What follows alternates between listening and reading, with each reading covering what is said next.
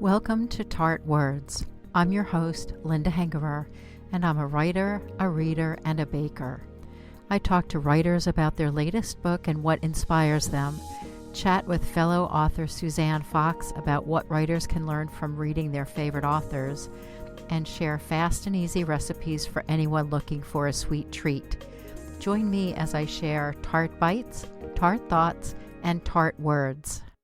Today I'm talking with Amy Vansant. USA Today and Wall Street Journal bestselling author Amy Vansant has written over 20 books, including the fun, thrilling Shee McQueen series, the rollicking, twisty Pineapple Port mysteries, and the action-packed Kilty urban fantasies. Throw in a couple romances and a YA fantasy for her nieces. Amy specializes in fun, exciting reads with plenty of laughs and action. She tried to write serious books, but they always ended up full of jokes, so she gave up. Amy lives in Jupiter, Florida with her muse/husband and a goony Bordoodle named Archer. Visit her at www.amyvansant.com to sign up for her newsletter and find out more about her books. Pineapple Circus and Pineapple Cruise are both available now to pre-order before their fall 2021 releases. Click the link in the show notes or visit your preferred retailer. Hi, Amy. Welcome to the podcast. I'm looking forward to talking with you today. Looking forward to talking to you. Tell me about your latest book. It's part of the Pineapple Port mystery series. I have Pineapple Circus and Pineapple Cruise, both in progress here. They're both pre-orders at the moment. Pineapple Circus, my heroine, Charlotte, ends up embroiled in murders that are happening at another retirement community that is filled with ex-circus performers. And then the cruise one is obviously murders on a cruise. There's something about a locked room mystery when you're on a cruise ship where there's, in theory, plenty of room to move around, but lots of people and nowhere to go. Yeah, it's kind of a and then there was none situation. Tell me a little bit about your Pineapple Port series. Pineapple Port was inspired by my mother-in-law's community over on the west coast of Florida because the first time we visited her, there was just so many wacky characters that I thought to myself, this would almost make a great book. You just have to give it some sort of plot, like a mystery. And the next thing you know, that's what I was doing. The lead character is an orphan who ended up living there with her grandmother. Her grandmother died, and then the community sort of banded together to make sure she could stay in the house rather than go to an orphanage or wherever. They basically raised her, so she's the chick in the hen house. How old was she when she was orphaned? I think she was orphaned when she was more like 9, and then when her grandmother died, she was 11. I don't really get too much into the details of that because I don't want too many people saying, well, you know what, I don't think they should have done that. She lived with her neighbor across the street, Mariska, a lot in the beginning, and then kind of went and stayed in her own house when she was old enough. And how old is your main character when the series starts? 27. So we have a little bit of a young adult, late 20s type of scenario going on, living in a retirement community. Mm-hmm. One day she finds bones in her backyard, and it turns out to be the mother of, this isn't giving away a secret, it happens pretty early in the book. It's the mother of the kind of hot pawnbroker guy in town, and she just gets obsessed trying to figure out what happened to her. And the next thing you know, she's on to the next case and the next case, and then she officially becomes an actual private detective because she decides that was her calling.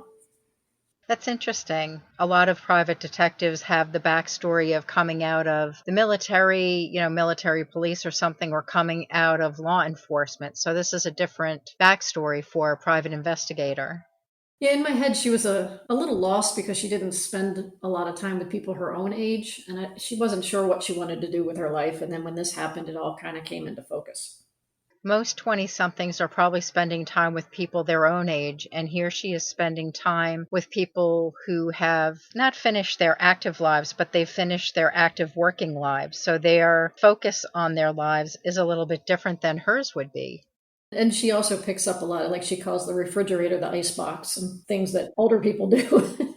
Well, I remember that growing up. My dad would refer to it as the icebox sometimes, even though I'm fairly certain that it was not an actual icebox during his lifetime. But he grew up in Guatemala and Ecuador. His father worked for United Fruit as an accountant. So they very could still well have been using ice in the late 30s, early 40s. My nanny called it that. She actually did have an ice box when she was younger, but I think my mother got into the habit of doing it because she did it, and then I got into the habit of doing it because my mother did it. That's just how you refer to that big cold box in the kitchen. Right. It's actually got less syllables than refrigerators. It does. Where did the idea for your latest two books come from with the cruise and the circus? I actually did a poll with my newsletter readers and said, what topics do you like cozy mysteries to be about? And then I counted them all up, and circus and cruise were two of the top picks.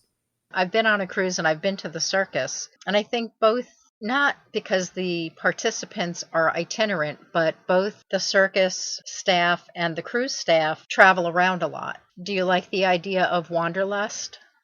Yeah, definitely. My other mystery series is actually Charlotte's mother that she didn't realize she still had, but she's on the east coast of Florida. She's been traveling pretty much her whole life for a lot of different reasons. I like being able to add those things into another character because it's kind of hard to make Charlotte a world traveler when she's been such a homebody. Yeah, I like the juxtaposition of, particularly with the cruise and the circus, that you have things that travel around, and here she is definitely more of a homebody. Is she on the cruise? Is that how she gets involved with it, or is a friend of hers on the cruise? Her adoptive mother, Mariska, and Mariska's friend, who lives a couple houses down, Darla, are the comedic relief for the series for the most part. And they win 3 tickets for a cruise playing Meat Bingo, which I got from my brother-in-law, just moved to Florida. And the bar that they go to sometimes actually has Meat Bingo, where you just play bingo and you win sides of beef and whatnot. That's different. I hope your icebox is big enough to accommodate a side of beef. Mariska wins a brisket, and then a lady comes over and says, I'll trade you 3 cruise tickets for it. And it breaks her heart, but she does it. Do you have a writing routine or schedule? Not really. I try and get up early and get something done, but I often get distracted by work. So I just try and do at least a couple hours a day wherever I can fit it. And when you say you get up early, I think you get up very early, don't you? Yeah, usually around 4. That definitely qualifies as very early. I go to bed early. Have you always been a lark, or is this something that's changed over time? No, I've always been a morning person. As soon as it gets dark outside, my eyes just close. Do you outline? No, not at all. In fact, I generally have no idea at all what the book's going to be about before I start. I kind of write them in, I just try and think of fun scenes. And then once I can kind of come up with a couple scenes, then I generally know where it's headed. And then the scenes I think of after that are, more related towards solving the mystery. How long are your books generally? I know for the Happy Homicides you did short novellas or short stories, but how long are your Pineapple Port Cozy Mysteries? They're usually around 65,000 words. How long does it take you to write that? Unless something's going on, which something always is, I can generally finish them in 2.5 months, including the editorial time. I actually probably get them done, the actual writing, in more like a month and a half, close, or 2 months. I find when I'm writing that staying with the story gets it done faster, not just because you're staying with the story, but also because I dream about it and I'll wake up and I'll know where I'm going. I tend to write maybe a 4-page single-spaced outline for a 20,000 word novella. So for a full-length book, it's more like 8 to 10 pages, but it's just the broad brushes. And for me, I'm more comfortable starting with the title, who dies and why, and a couple other little things. Things always deviate, but one of the things I do with my outline is look at how I've got the days laid out so that I'm not having workday things happening on a weekend. Yeah, if you're totally immersed, you definitely, like you said, you start to dream about it like you're in that story, and it helps move things along. It really does. Things will come up that you wouldn't necessarily have thought of if you were just trying to think of it, but when you're immersed in the story, it definitely bubbles up to the top of your conscious mind. I'll also, if I'm working on the book, so say I write for an hour or two, when I'm done, I'll try and do something like get a shower because then my mind wanders while I'm washing my hair and I tend to figure out things that maybe had me stuck. Driving does the same thing for me. I can drive from where I live in Vero Beach. I can drive west on 60, and once you're past 95, there's a lot of orange groves or citrus groves when there's not a lot of traffic that I have to pay attention to. I mean, obviously, I'm still paying attention to my driving, but there's something about the wide open space and just the soothing quality of driving that helps me figure out things more times than I care to think about. Yeah, it turns out it's a thing. I kind of thought maybe it was just something that happened to me, but it's like a scientific thing that if you can just do things by rote, it literally clears up your brain to wander in the direction you originally pointed it. And water is another sort of recurring thing. Washing dishes or taking a shower or taking a bath. The hard part when you're in the middle of a shower is jumping out fast enough to grab a pencil and paper to jot down your notes, because I found that no matter how brilliant I think something is, if I don't capture the thought in the moment, I'll forget about it. Yeah, I got an iWatch just for that because I can just tap it and then talk into it and save that note. Perfect. And then does it transcribe for you also, or do you just listen to the recording and transcribe it yourself? I listen to it and just type it up. When you're typing it, do you keep going sometimes? Does that spark an idea that you can run with? Yeah, because lots of times the time that I think to type up what my note was is when I'm sitting down to write and I'm stuck. So then I'll just go through all the notes I left and maybe that jiggles something loose. That's a nice little system. Yeah, I used to lose a lot of stuff. I'm just dropping off to sleep and I think about something. I'm like, oh, that's perfect. And if I don't write it down, It seems so obvious. Like, how could I possibly forget this? And then you wake up and you forgot it. I remember having had the thought, but I don't remember what the thought was. My husband had gotten me a voice-activated tape recorder. I woke him up one night. He kept hearing clicking of my pen as I was jotting things down. I don't know why he thought the pen clicking was going to be louder than my talking, but the thought that counts. Do you have a creative outlet or something that you do to take your mind off writing, or is taking a shower the thing that sort of gives you a break from the writing? Well, no, the whole rest of my life gives me a break. Because I'm still running Authors XP, the book site. So that takes up a lot of my time. So I basically never have any free time.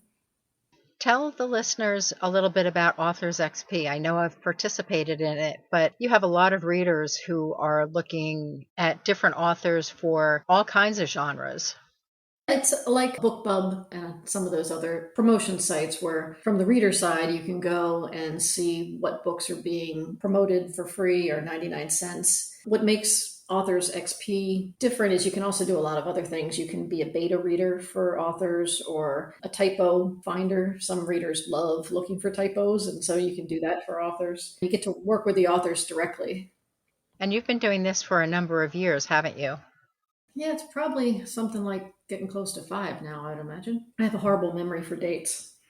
It used to be a little fluid for me anyway, but I used to be able to anchor it based on something that had happened. And after last year, I just feel like my sense of time is totally off. Groundhog Day. Well, this has been terrific talking with you, Amy. I will have the links to your websites, both for your books and for your Authors XP, in the show notes. And I look forward to talking with you again. Thank you. That's great. I really appreciate it. You're welcome. Thank you for joining me this week. To view the complete show notes and the links mentioned in today's episode, visit tartwords.com/tart341. Before you go, follow or subscribe for free to the podcast to receive new episodes when they're released. Follow now in the app you're using to listen to this podcast, or sign up for email alerts through an easy sign-up form for bakers, readers, and or writers at tartwords.com/about. Thank you again for joining me, Linda Hengerer, for this episode of Tart Words.